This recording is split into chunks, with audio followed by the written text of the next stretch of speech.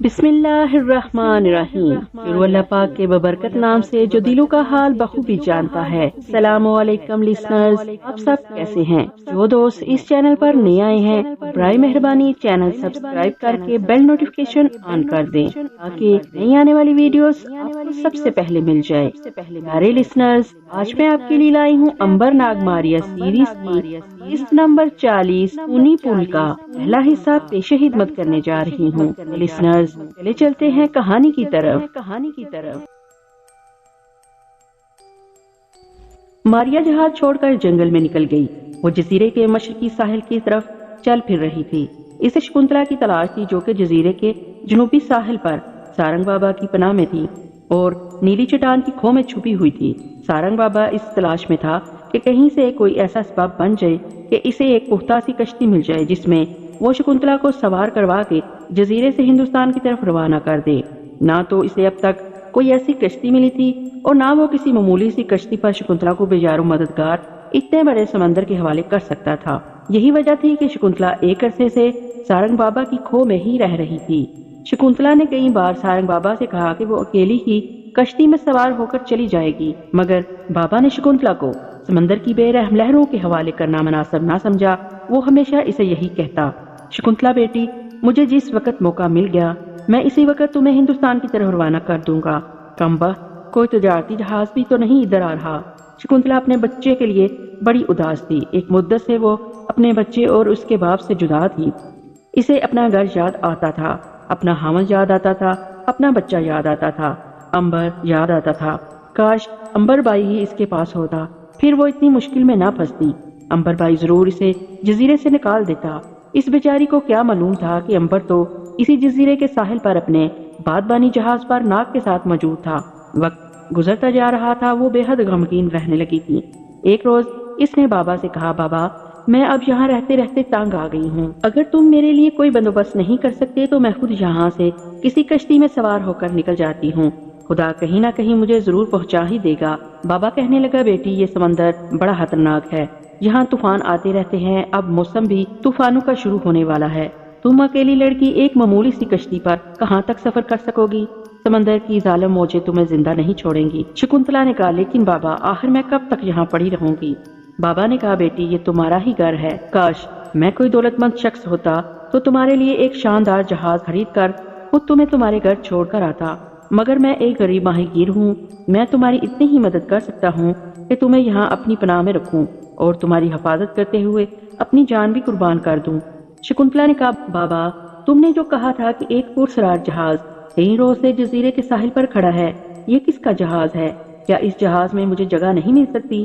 بوڑھے ملاح نے کہا، بیٹی یہ جہاز اسمگلروں کے بادشاہ نے اپنے قبضے میں کر رکھا ہے، کہتے ہیں کہ یہ کسی بہت بڑے ڈاکو کا ویران جہاز ہے جس پر بھوتوں نے قبضہ کر رکھا ہے۔ ابھی تک جو سپاہی بھی جہاز پر گیا ہے واپس نہیں آ سکا۔ شکنتلا نے کہا، کیا تم مجھے اس جہاز پر لے جا سکتے ہو؟ بیٹی تمہارے ہوش تو ٹھکانے پر ہیں، تم جن بھوتوں کے جہاز پر جا کر کیا کرو گی؟ وہ تو ایک اسیب والا جہاز ہے، وہاں تو کوئی نہیں جاتا، اور پھر سنا ہے کہ آج یا کل بادشاہ کے حکم سے اس جہاز کو آگ لگا دی جائے گی۔ شکنتلا خاموش ہو گئی۔ اس نے اپنے دل میں ٹھان لی کہ وہ جہاز پر ضرور جائے گی۔ نہ جانے کیوں اسے وہم سا ہو گیا تھا کہ جہاز پر جانے سے اسے اپنے بھائی امبر کا سراغ مل جائے گا۔ چنانچہ جس روز ماریا صبح کے وقت جنگل میں شکنتلا کو تلاش کرتی پھر رہی تھی، اسی روز شکنتلا چپکے سے اپنی کھو سے نکل کر جہاز کی طرف روانہ ہوگی۔ ادھر ناگ اور امبر نے جب دیکھا کہ ماریا جزیرے پر اتر گئی ہے تو وہ کچھ پریشان سے ہوئے۔ پھر انہیں خیال آیا کہ ماریا بڑی عقل مند عورت ہے، وہ جہاز پر ضرور واپس آ جائے گی۔ وہ جہاز کے عرشے پر آ کر جنگلے کے پیچھے چھپ کر لیٹ گئے اور ساحل کی طرف دیکھنے لگے۔ ساحل پر اسمگلروں کے بادشاہ کے سپاہی نمودار ہوئے۔ یہ سپاہی جہاز پر سے سارا مال اسباب نکال کر جہاز کو آگ لگانے کے لیے آ رہے تھے۔ امبر نے ناگ کی طرف اور ناگ نے امبر کی طرف دیکھا۔ امبر نے کہا، ناگ بھائی میرا خیال ہے یہ لوگ جہاز لوٹنے آ رہے ہیں، اس کا مطلب یہ ہے کہ جہاز کا سارا خزانہ اپنے قبضے میں کرنا چاہیے جس پر ان کا کوئی حق نہیں ہے۔ ناگ نے کہا، فکر نہ کرو امبر بھائی، ان کو اس کی اجازت نہیں دی جائے گی، میں ان کو ایسا سبق سکھاؤں گا کہ انہیں اپنی نانی یاد آ جائے گی۔ امبر نے کہا، مگر بھائی تم زیادہ سے زیادہ 2 یا 3 سپاہیوں کو کاٹ کر مار سکو گے، باقی سپاہیوں کو کون روکے گا؟ اور پھر اس میں یہ بھی خطرہ ہے کہ کوئی سپاہی تلوار مار کر تمہارے ہی 2 ٹکڑے نہ کر دے۔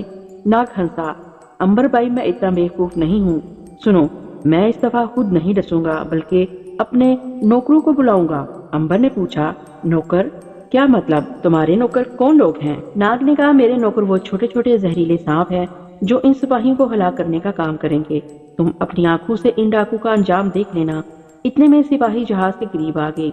वो सीढ़ी लगाकर जहाज पर चढ़ने लगे। अंबर और नाग लेटे हुए बादबानों के पीछे छुप कर बैठ गए। सिपाही अब अर्शे के तख्ते पर कतार बनाकर खड़े हो गए।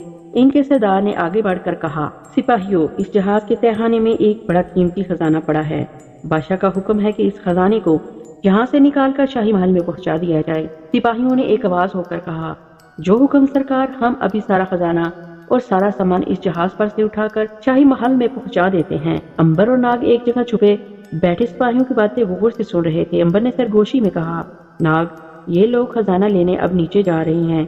तुम्हें जो कुछ करना है जल्दी कर लो, नहीं तो वक्त गुजर जाएगा और फिर हम कुछ नहीं कर सकेंगे। नाग बोला, तुम बेफिक्र रहो भाई अंबर, जरा इनको सीढ़ियों पर आ जाने दो। सिपाही अब सीढ़ियों के पास आ गए थे। अब नाग ने अंबर से कहा, अंबर भाई, तुम सामने निकलकर इन लोगों को जाकर जहाज को लूटने से मना करो। ये हमारा फर्ज है कि इन्हें पहले खबरदार करें ताकि बाद में हम पर कोई इल्जाम ना आए। अंबर सिपाहियों के सामने आ गया। सिपाही अचानक एक नौजवान को बादबानों के पीछे से निकलकर सामने आते देखकर ठटक से गए। सिपाहियों के कप्तान ने आगे बढ़कर अंबर को बड़ी हकारत से देखा और इसे कंधे से पकड़कर जकड़ा और झंझोड़ कर पूछा, कौन हो तुम और यहाँ क्या कर रहे हो? अंबर ने कहा, कप्तान, मैं इस जहाज का मालिक हूँ। मैं यहाँ तुम्हें और तुम्हारे सिपाहियों को खबरदार करने आया हूँ कि इस जहाज को लूटने का ख्याल अपने दिल से निकाल दो। कप्तान और सारे सिपाही खिलखिलाकर हंस पड़े। अरे, तुम एक मामूली से लड़के होकर इतनी बड़ी बात कर रहे हो? तुम कौन हो हमें अपना फर्ज पूरा करने से रोकने वाले? अंबर ने कहा, मैं इस जहाज का मालिक हूँ, कप्तान हूँ। अगर तुम लोगों ने अपना इरादा ना बदला तो तुम सब लोगों की जान खतरे में पड़ जाएगी, बल्कि मैं साफ साफ कह दूं कि तुम्हें हलाक कर दिया जाएगा। इतना सुनना था कि सिपाहियों ने अंबर को बड़ा बुरा कहना शुरू कर दिया। कप्तान को भी सख्त गुस्सा आ गया कि इतना सालोंडा और जजीरे के बादशाह की फौज को धमकी दे रहा है। दो एक सिपाहियों ने अंबर को मारने के लिए तलवारें खींच के आगे बढ़े, मगर कप्तान ने हाथ के इशारे से इन्हें रोक दिया। तुम्हारा नाम क्या है ए बदनसीब नौजवान? क्योंकि अब तुम हमारी तलवारों से बचकर कहीं नहीं जा सकते, क्योंकि इस जहाज पर बादशाह का कब्जा है और जो कोई बादशाह के अलावा इसका मालिक बनेगा इसे कत्ल कर दिया जाएगा। अंबर मुस्कुराकर बोला, मेरा नाम अंबर देव है। मैं भूत हूँ, इस जहाज का भूत हूँ और तुम में से एक सिपाही को भी जिंदा नहीं छोड़ूंगा। अब तो कप्तान का गुस्सा हंसी में बदल गया कि ये मामूली सा लड़का कैसी बातें कर रहा है। वो खूब दिल खोलकर हंसा। पागल नौजवान, हम इस जहाज से सारा सामान मालो दौलत नीचे उतार कर इसे आग लगाने आए हैं। हमारी ख्वाहिश थी कि काश इस जहाज पर कोई कैदी भी होता जिसे हम आग में जिंदा जलाकर इसका तमाशा देखते। देवताओं का शुक्र है कि उन्होंने हमारी ख्वाहिश पूरी की और तुम्हें यहाँ भेज दिया। अब इस जहाज के साथ तुम भी शोलू के हवाले कर दिए जाओगे। फिर कप्तान ने सिपाहियों की तरफ इशारा करके कहा, सिपाहियों, आगे बढ़कर अपना काम शुरू करो। दो सिपाही आगे बढ़े। जो हुक्म सरकार। इनके साथ ही चार और सिपाही आगे बढ़े और खजाने को उठाकर ऊपर लाने के लिए नीचे सीढ़ियों की तरफ आ गए। वो सीढ़ियां उतरकर नीचे खजाने वाले कैबिन में जाना चाहते थे। अंबर ने गरज कर कहा, बदबख्तो, मालूम हो गया है कि तुम्हारी मौत आ चुकी है। मैं चाहता था कि तुम जिंदा रहते और यहाँ से चले जाते, मगर तुम खुद अपनी मौत को आवाजें दे देकर बुला रही हो कि ऐ मौत, आ जा और हमें अपने साथ ले जा। कप्तान ने गुस्से में आकर बाएं हाथ में थामा हुआ नेजा ऊपर उठाया और जोर से अंबर के सीने में घोंप दिया। अंबर नेजा लगने के दचके से जरा सा झुक गया। सिपाही खुशी से चीख उठे, वो हमारा एक दुश्मन। कप्तान ने बड़ी शान से अंबर के सीने से एक ही झटके से नेजा बाहर खींच लिया। कुदरती तौर पर अंबर को तड़प कर जमीन पर गिरना और गिरते ही मर जाना चाहिए था, क्योंकि आधा नेजा इसके दिल को दो टुकड़े करता हुआ दूसरी तरफ से बाहर आ गया था, मगर ऐसा ना हुआ। सिपाही और कप्तान हैरानी से तकने लगे कि कप्तान ने दूसरी बार गुस्से में आकर पूरी ताकत से अंबर के सीने में नेजा मारा। ये नेजा भी अंबर के सीने से पार हो गया। कप्तान ने नेजा जोर से खींच लिया, लेकिन अंबर अपनी जगह खड़ा मुस्कुराता रहा। फिर इसने कप्तान के हाथ से नेजा छीन कर इसे तोड़कर अर्शे पर फेंक दिया और बोला, अब भी वक्त है, यहाँ से भाग जाओ, नहीं तो तुम सब की लाशें यहाँ तड़प रही होंगी। कप्तान खौफजदा होकर पीछे हट गया, लेकिन एक सिपाही की जो कमबख्ती आई, वो तलवार लेकर ललकारता हुआ आगे बढ़ा और इस जोर से अंबर के सर पर तलवार दे मारी कि अंबर के सर से टकरा कर तलवार दो टुकड़े होकर गिर पड़ी। सारे सिपाही दहशत ज़दा हो गए। इनका ख्याल था कि अंबर के सर के 2 टुकड़े होने चाहिए थे, मगर तलवार के 2 टुकड़े हो गए। अब तो अंबर को तैश आ गया। इसने आगे बढ़कर इस सिपाही को गर्दन से पकड़कर खींचा, इसे दोनों हाथों से ऊपर उठाया और अपने घुटने पर मारकर लकड़ी के डंडे की तरह 2 टुकड़े कर दिए। ये देखकर कप्तान और बाकी साथी चीखे मारकर वहां से भाग गए। उन्होंने अरशे के ऊपर ही से समंदर में छलांगे लगा दी। अंबर ने सिपाही की लाश को भी समंदर में फेंक दिया। वो नाग के पास आया तो नाग ने मुस्कुरा कर कहा, भाई तुमने खुद ही इनको भगा दिया, मेरी बारी ही नहीं आने दी। अंबर बोला, मैंने सोचा तुम्हें और तुम्हारे नौकर सिपाही को क्यों तकलीफ दूं। जो काम मैं खुद कर सकता हूँ वो मैं खुद ही करूँ तो अच्छा है। नाग ने कहा, मेरा ख्याल है कि अब ये लोग यहाँ नहीं आएंगे। अंबर बोला, हाँ, अब कोई भी इस जहाज के करीब नहीं आएगा। लेकिन मारिया कहाँ है? इसे अकेली जहाज से नहीं जाना चाहिए था, कहीं वो किसी मुसीबत में गिरफ्तार ना हो जाए। नाग ने कहा, मेरा ख्याल है हमें इसकी तलाश में निकलना चाहिए। अंबर बोला, चलो चलकर इसे जजीरे में तलाश करते हैं। अंबर और नाग जहाज पर से उतरकर नीचे आ गए और उन्होंने साहिल के साथ साथ इस तरफ चलना शुरू कर दिया जिस तरफ मारिया गई थी।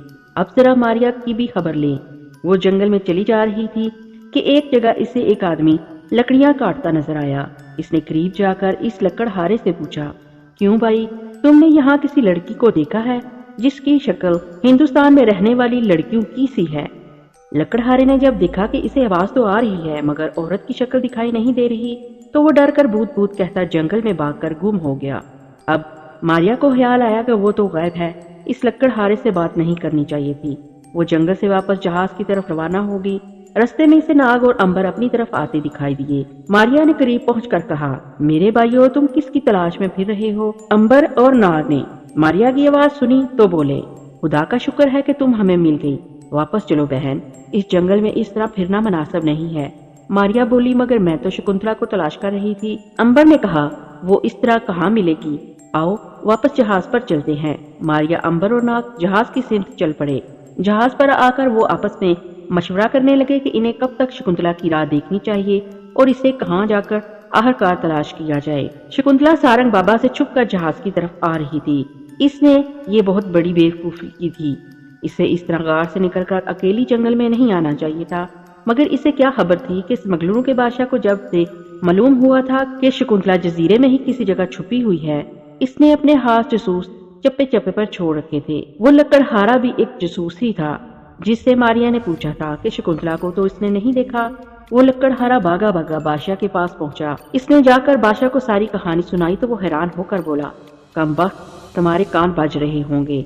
भला ये कैसे हो सकता है कि एक औरत की आवाज सुनाई दे और वो औरत नजर ना आए? लकड़हारे ने कहा, हजूर, जरूर ये किसी चिड़ै या जिन भूत की कारस्तानी है।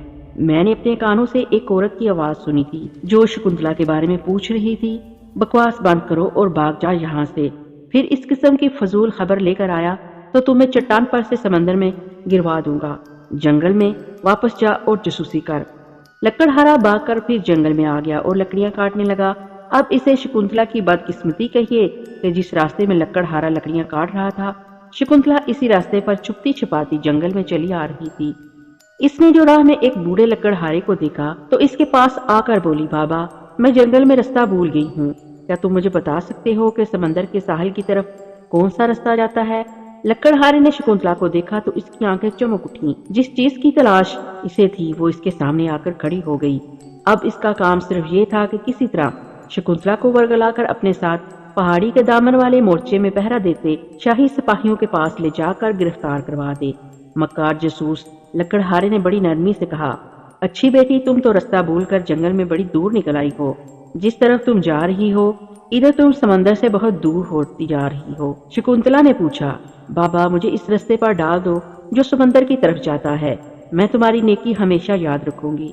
मक्कार जासूस ने मीठी आवाज बनाकर शकुंतला के सर पर हाथ फेरते हुए कहा, तुम मुझे अपनी बेटी की तरह प्यारी हो। तुम्हें देखकर मुझे अपनी बेटी याद आ गई है।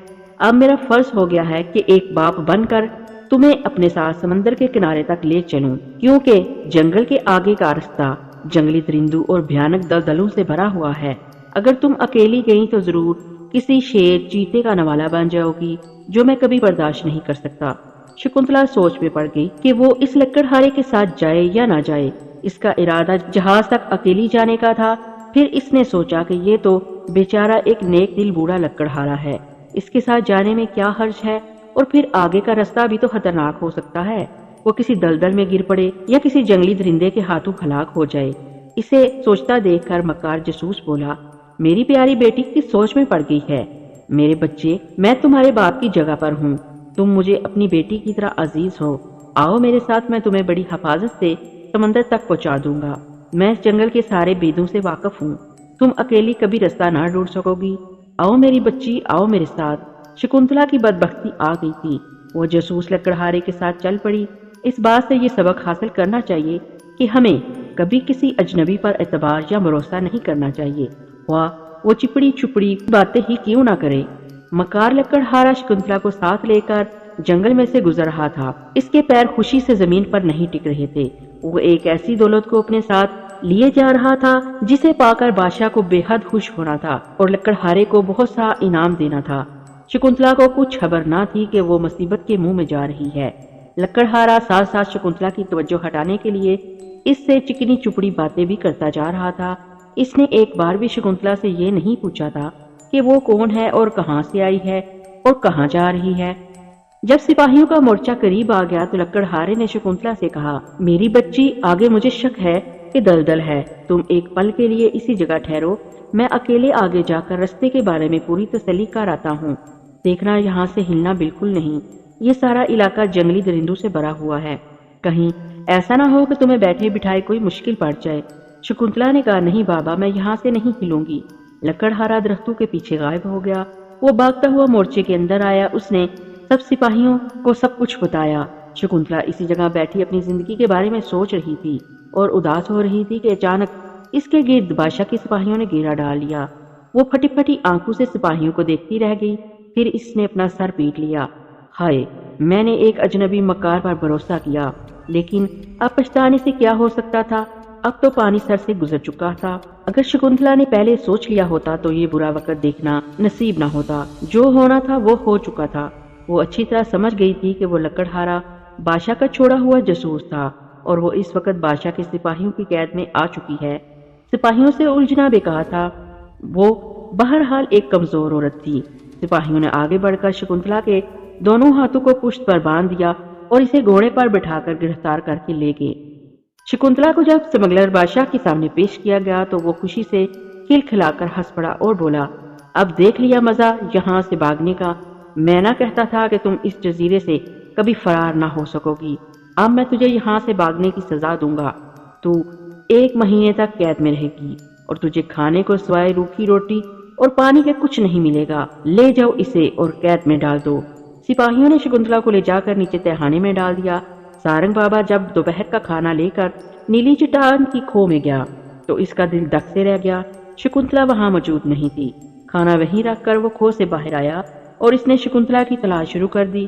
کتنی ہی دیر وہ اس جنگل میں اسے تلاش کرتا رہا مگر شکنتلا کو نہ ملنا تھا اور نہ وہ ملی۔ بوڑھا ملا سر پکڑ کر بیٹھ گیا کہ بے وقوف عورت کہیں سیر کو باہر نہ نکلی ہو اور بادشاہ کے سپاہیوں کے ہتھے چڑھ گئی ہو۔ واپس چوپڑی میں آ کر صبر شکر کر کے بیٹھ گیا کہ اگر اس کی قسمت اچھی ہوگی تو واپس آ کر اسے مل جائے گی، مگر اب اسے امید نہیں تھی کہ وہ بادشاہ کے محل سے فرار ہو سکے، کیونکہ اب تو سمگلروں کا بادشاہ اس پر سخت سے سخت پیرا بٹھا دے گا۔ شکنتلا بادشاہ کی قید میں ہے۔ بوڑھا ملا صبر شکر کر کے بیٹھ گیا۔ امبر ناگ ماریا واپس جہاز پر جا چکے ہیں۔ بادشاہ کے سپاہیوں نے واپس جا کر بڑے افسر کو خبر دی کہ جہاز پر کوئی بھوت رہتا ہے جس نے انسان کے روپ میں سامنے آ کر ان کے کپتان اور سپاہیوں کو ہلاک کر دیا ہے۔ تو بڑا افسر دل ملا کر بولا، الو کی دم، تمہارا دماغ خراب ہو گیا ہے، جو سپاہی ہو کر اس قسم کی باتیں کرتے ہو؟ کون ہے وہ قاتل جس نے میری فوج کے کپتان اور سپاہیوں کو موت کے گھاٹ اتارا؟ آؤ میرے ساتھ، میں ابھی چل کر اس کا سر تن سے جدا کرتا ہوں اور جہاز کو آگ لگاتا ہوں۔ بڑے افسر نے 4 سپاہی ساتھ لیے اور جہاز کی طرف چل دیا۔ بادبانی جہاز پر اس وقت امبر اور ناگ نیچے کیبن میں بیٹھے اس بات پر آپس میں صلاح مشورہ کر رہے تھے کہ شکنتلا کا کتنی دیر تک انتظار کیا جائے۔ ناگ نے دبی زبان میں مشورہ دیا کہ اس کے خیال میں بہت دیر ہو گئی ہے اس جزیرے میں پڑے پڑے، اب وہاں سے چل دینا چاہیے۔ امبر نے ناگ کو ذرا ڈانٹ کر کہا کہ خبردار، اگر اس نے پھر ایسی بات کی وہ شکنتلا کو ان وحشیوں کے پاس اکیلا چھوڑ کر کبھی واپس نہیں جائے گا، اور پھر میں نے شکنتلا بہن کو ایک بھائی کی طرح کول دے رکھا ہے کہ جب تک اسے اس کے گھر نہیں پہنچا لوں گا چین سے نہیں بیٹھوں گا۔ ناگ نے اس کے بعد کوئی اعتراض نہ کیا اور شکنتلا کو تلاش کرنے کے بارے میں باتیں شروع کر دی۔ ماریا اکیلی بیٹھے بیٹھے تھک گئی تو وہ جہاز کے عرصے پر آ گئی۔ آسمان پر سورج نکلا ہوا تھا، دھوپ خوب چمک رہی تھی۔ ماریا عرصے پر جنگلے کے ساتھ ساتھ ٹہل رہی تھی کہ کیا دیکھتی ہے، کچھ سپاہی نیزے اور تیر کمان لیے جہاز کی طرف بڑے چلے آ رہے ہیں۔ آگے آگے ان کا سردار ہے۔ ماریا سمجھ گئی کہ جہاز پر سے خزانہ اتارنے اور جہاز کو آگ لگانے آئے ہیں، کیونکہ پہلے سپاہیوں کے حشر سے ماریا خوب واقف تھی۔ پہلے تو ماریا نیچے جا کر امبر اور ناگ کو اطلاع کرنے لگی، پھر اس نے ارادہ بدل دیا اور وہیں ایک طرف ہو کر کھڑی ہو گئی۔ سپاہی اپنے بڑے سردار کے ساتھ رسی کی سیڑھیوں سے اوپر چڑھ کر جہاز کے عرصے پر آ گئے۔ بڑے سردار نے بڑے رعب سے پوچھا، کہاں ہے وہ بھوت جس نے انسان کی شکل لے لی ہے؟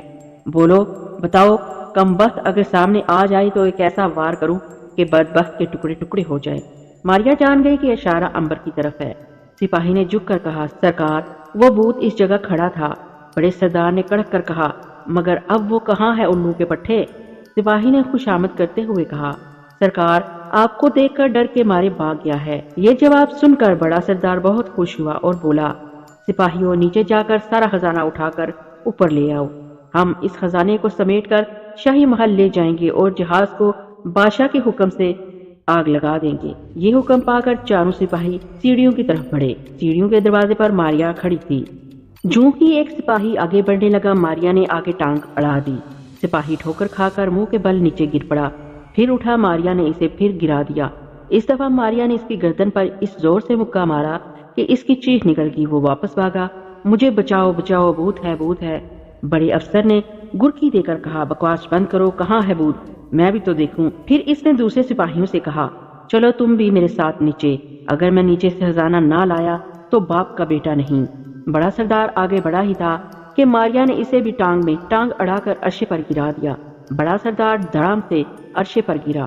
سپاہیوں نے آگے بڑھ کر اسے اٹھایا۔ وہ جنجنا کر اٹھا اور ڈانٹ کر بولا، یہ کس نے مجھے پیچھے سے دھکا دیا تھا؟ حضور، ہم آپ کو دھکا دینے کی جرات کیسے کر سکتے ہیں بھلا؟ بکواس بند کرو اور آگے بڑھو۔ سپاہیوں نے قدم اٹھایا ہی تھا کہ ماریا نے ایک سپاہی کا نیزہ اس کے ہاتھ سے چھین کر اس زور سے اس کے سر پر مارا کہ وہ لہو لہان ہو کر چکرا کر نیچے گر پڑا۔ نیچے امبر اور ناگ نے اوپر گڑبڑ کی آوازیں سنی تو وہ لپک کر اوپر آ گئے۔ کیا دیکھتے ہیں کہ سپاہیوں کی مرمت ہو رہی ہے، سمجھ گئے کہ یہ کام سوائے ماریا کے اور کسی کا نہیں ہو سکتا۔ بڑے افسر نے جو امبر اور ناگ کو سامنے دیکھا تو غصے میں دھاڑا، گرفتار کر لو ان دونوں کو، یہی دونوں ڈاکو ہیں جو جھوٹ موٹ بھوت بن کر جہاز کا خزانہ لوٹنا چاہتے ہیں۔ امبر نے سپاہیوں کو اپنی طرف بڑھتے دیکھا تو سردار سے کہا، سردار، میری بات غور سے سن، ہم ڈاکو نہیں، ہم شریف لوگ ہیں اور جس خزانے پر تم اور تمہارا بادشاہ قبضہ کرنا چاہتا ہے وہ ہمارا خزانہ ہے، یہ جہاز بھی ہمارا ہے۔ سردار اور سپاہی کہکا لگا کر ہنس پڑے۔ سردار نے کہا، ابھی تمہارے کسی آدمی نے ہمارے ایک سپاہی کو شدید زخمی کر دیا ہے، ہم اس کا بھی تم سے بدلہ لیں گے۔ تم ڈاکو ہو، ہم تمہیں پکڑ کر بادشاہ کے پاس پیش کریں گے۔ امبر نے ناگ کی طرف دیکھا اور کہا، کیوں ناگ، کیا خیال ہے گرفتار ہو جائیں؟ ناگ نے کہا، ہاں، میرا خیال ہے کہ گرفتار ہو جانا چاہیے۔ امبر نے سردار سے کہا، لو بھائی، ہمیں گرفتار کر کے بادشاہ کے سامنے پیش کر دو۔ اس کے ساتھ ہی سپاہیوں نے دونوں کو زنجیروں میں جکڑ لیا۔ ماریا نے امبر کے قریب جا کر کہا، امبر بھائی، یہ آپ نے کیا کر دیا؟ میں ان سپاہیوں کو ہلاک کر کے آپ کو چھڑانے لگی ہوں۔ امبر نے سرگوشی میں کہا، میں نے جان بوجھ کر ایسا کیا ہے ماریا، اس طرح شاید ہمیں محل میں جا کر شکنتلا کا کچھ اتا پتا مل سکے۔ سپاہی امبر اور ناگ کو گرفتار کر کے جہاز سے اتر گئے۔ ماریا بھی ان کے ساتھ ہی گئی۔ سپاہی دونوں کو لے کر سمگلروں کے بادشاہ کے پاس آ گئے۔ سمگلروں کے بادشاہ نے امبر کو پہچان کر کہا، تم پھر آ گئے، گویا یہ ساری کارستانی تمہاری ہی تھی، بہت خوب۔ اب میں تمہیں ایک ایسے قید خانے میں ڈالوں گا جہاں سے تم ساری زندگی بھی باہر نہیں نکل سکو گے۔ امبر نے کہا، اے شخص، میری بات کو غور سے سن، میں تمہارے پاس اپنے آپ کو گرفتار کر کے لایا ہوں، ورنہ تمہارے کسی سپاہی میں اتنی جرت نہیں کہ مجھے ہاتھ بھی لگا سکے۔ تمہارے پاس آنے کا میرا ایک خاص مقصد ہے، وہ یہ ہے کہ مجھے معلوم ہوا ہے میری بہن شکنتلا تمہارے پاس ہے، میں اسے واپس لینے آیا ہوں۔ بادشاہ نے گردن اونچی کر کے غرور سے کہا، اے بد نصیب قیدی، اگر تو چاہتا ہے کہ میں تجھ پر رحم کروں اور تجھے بھوکے کتوں کے آگے نہ ڈالوں تو میرے پاؤں پکڑو اور مجھ سے رحم کی بھیک مانگو۔ اگر اس کے بعد تم نے شکنتلا کے بارے میں کچھ پوچھا تو میں تمہاری زبان کاٹ کے رکھ دوں گا۔ اب ناگ نے کہا، تو نادان ہے بادشاہ، اگر تمہیں معلوم ہو جائے کہ تو کن کے آگے کھڑا بات کر رہا ہے تو اسی وقت ہمارے پاؤں پر گر کر ہم سے رحم کی بھیک مانگے گا۔ بادشاہ نے کڑک کر کہا، بکواس بند کرو۔ پھر اس نے جلاد کو حکم دیا کہ عنبر اور ناگ کو شاہی محل کے اوپر والی چھت پر لے جا کر ابھی اور اسی وقت قتل کر دیا جائے اور ان کے سر کاٹ کر بادشاہ کے حضور پیش کیے جائیں۔ جلاد نے سر جھکایا اور سپاہی عنبر اور ناگ کو لے کر محل کی چھت پر آ گئے۔ ماریا بھی پیچھے پیچھے چلی آ رہی تھی۔ محل کی چھت پر سپاہیوں نے عنبر اور ناگ کو لکڑی کے ایک شکنجے میں کس دیا تاکہ گردن پر تلوار مار کر اسے الگ کر کے بادشاہ کے حضور پیش کیا جائے۔ ماریا بڑی حیران تھی کہ عنبر اور ناگ کچھ نہیں کر رہے۔ جلاد تلوار لے کر کھڑا سامنے ہے اور کپتان کے اشارے کا منتظر ہے۔ کپتان نے رومال سے اشارہ بھی کر دیا کہ ناگ نے زور سے پھنکار ماری اور سیاہ کالا سانپ بن کر سامنے آ گیا۔ اس نے سانپ کا روپ بدلتے ہی جلاد کو ڈس دیا۔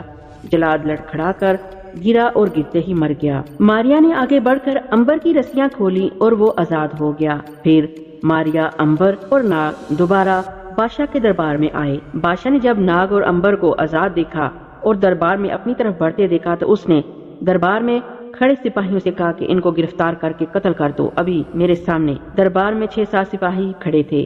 وہ آگے بڑھے ہی تھے کہ ناگ نے سانپ کا روپ بدل لیا اور بادشاہ کی آنکھوں کے سامنے 2 سپاہیوں کو ڈس کر ہلاک کر دیا۔ ماریا نے نیزے مار کر 2 سپاہیوں کو ہلاک کر دیا۔ عنبر مسکرا رہا تھا اور کہنے لگا، اے غافل بادشاہ، میں تمہیں آخری بار خبردار کر رہا ہوں، اگر اب تو نے ہم میں سے کسی پر حملہ کرنے یا کروانے کی کوشش کی تو اب کے ہلاک ہونے کی باری تمہاری ہوگی۔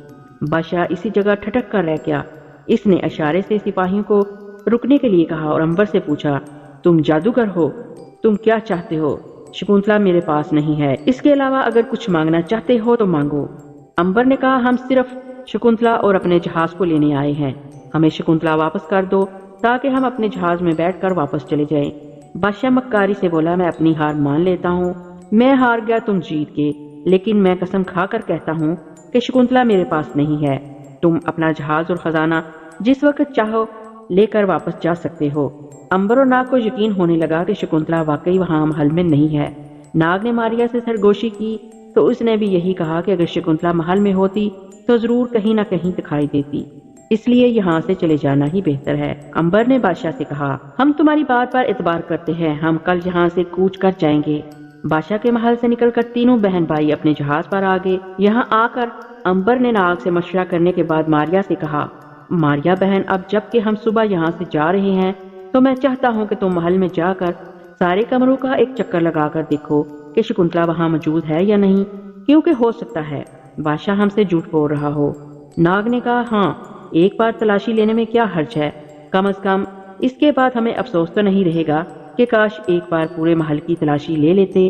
ماریا بولی، ٹھیک ہے، اگر آپ لوگوں کی یہی رائے ہے تو میں ابھی جا کر محل کا کونا کونا چھان مارتی ہوں، اگر وہ کہیں ہوئی تو ضرور پتہ چل جائے گا۔ ناگ اور عنبر جہاز پر ہی بیٹھے رہے اور ماریا جہاز سے نکل کر محل کی طرف روانہ ہو گئی۔ محل کی ڈیوڑی پر سخت پہرا تھا، لیکن ماریا چونکہ غائب تھی اس لیے اسے کوئی نہیں دیکھ سکا۔ وہ بڑی آسانی کے ساتھ ان کے سامنے سے گزر کر محل کی پہلی منزل پر آ گئی تھی۔ یہاں اس نے ایک ایک کمرے میں جا کر دیکھا، کسی جگہ شکنتلا اسے نظر نہ آئی۔ پھر وہ دوسری منزل میں آ گئی، یہاں بھی ہر کونا چھان مارا مگر شکنتلا کہیں نہیں تھی۔ ماریا نے سوچا کیوں نہ کسی لونڈی یا غلام سے پوچھا جائے۔ یہ سوچ کر وہ بڑے کمرے کی طرف مڑی۔ یہاں اسے ایک موٹا سا سپاہی نظر آیا جو ایک پتھر کی کرسی پر بیٹھا اونگ رہا تھا۔ ماریا چپکے سے اس کے پیچھے جا کر کھڑی ہو گئی۔ موٹا اونگ رہا تھا۔ ماریا نے موٹے سپاہی کی گردن پر ہاتھ مارا۔ وہ ہڑبڑا کر اٹھ بیٹھا اور چاروں طرف دیکھنے لگا، سمجھا کہ شاید خواب دیکھ رہا ہے۔ پھر اونگنے لگا۔ ماریا نے ایک اور تھپڑ مارا۔ اب تو موٹا اچھل پڑا۔ کون ہے؟ ماریا نے سرگوشی میں کہا، میں تمہاری موت تمہارے پاس کھڑی ہوں، میں تمہاری جان نکالنے آئی ہوں، لیکن اگر تم مجھے یہ بتا دو کہ شکنتلا کہاں ہے تو میں تمہاری جان نہیں نکالوں گی۔ بولو، کیا کہتے ہو؟ موٹا سپاہی ہکا بکا رہ گیا کہ یہ آواز کہاں سے آ رہی ہے۔ ادھر ادھر تکنے لگا۔ ماریا نے اس کی موٹی گردن میں رسی ڈال کر کہا، اگر تم نے جواب نہ دیا تو میں ابھی تمہاری گردن دبا کر تمہارا کام تمام کر دوں گی۔ موٹا سپاہی تھر تھر کانپنے لگا، ہاتھ جوڑ کر بولا، اے موت کی دیوی، میری جان بخش دے۔ شکنتلا نام کی لڑکی اس محل کے سب سے نچلے تہخانے میں قید ہے۔ ماریا نے کہا، تہخانے کا رستہ کدھر سے جاتا ہے؟ سامنے والے دروازے سے گزر کر ایک ڈیوڑی آئے گی، اس کے بازو میں سیڑھیاں نیچے اترتی ہیں، بس نیچے ہی تہخانہ ہے، اب میری جان بخش دو۔ ماریا کا مقصد حل ہو گیا تھا۔ اس نے موٹے کی گردن چھوڑ دی اور سامنے والی ڈیوڑی میں آ گئی۔ وہ بڑی خوش ہوئی تھی کہ اتفاق سے اسے شکنتلا کا سراغ مل گیا۔ اس ڈیوڑی کے بازو میں سیڑھیاں نیچے جاتی تھیں۔ ماریا نیچے سیڑھیاں اترنے لگی۔ نیچے ایک راہداری آ گئی جہاں روشنی بڑی کم تھی۔ وہ آگے چل پڑی۔ ذرا فاصلے پر ایک مشعل روشن تھی۔ ماریا نے قریب جا کر دیکھا کہ 3 سپاہی ایک دروازے کے باہر پہرا دے رہے ہیں۔ دروازے پر بڑا سا تالا پڑا ہوا تھا۔ تینوں سپاہی آپس میں باتیں کر رہے تھے اور ہنس رہے تھے۔ ماریا کو یقین ہو گیا کہ یہی وہ تہخانہ ہے جہاں شکنتلا قید ہے۔ آگے بڑھ کر اس نے دروازے پر زور زور سے ہاتھ مارنا شروع کر دیا۔ سپاہیوں نے چونک کر دروازے کی طرف دیکھا۔ انہیں ماریا تو دکھائی نہیں دے رہی تھی۔ وہ یہ سمجھے کہ شکنتلا اندر سے دستک دے رہی ہے۔ ایک بولا، اس کمبخت کو کیا ضرورت پڑ گئی جو دروازہ پیٹ رہی ہے؟ دوسرے نے کہا، یار دروازہ کھول کر پوچھ لیتے ہیں، کیا معلوم اسے پانی کی ضرورت ہو۔ تیسرا کہنے لگا، نہ بھائی ایسا نہ کرنا، بادشاہ کا سخت حکم ہے کہ سوائے روٹی پانی کے وقت کے اور کسی وقت بھی دروازہ نہ کھولا جائے، اس لیے چپ کے بیٹھے رہو۔ ماریا دروازے پر ہاتھ مارتی رہی مگر سپاہیوں کے کانوں پر کوئی اثر نہ ہوا۔ جب شکنتلا نے آواز سنی تو بڑی حیران ہوئی کہ یہ دروازہ کون کھٹکھٹا رہا ہے، مگر وہ چپکی ہو کر بیٹھی رہی۔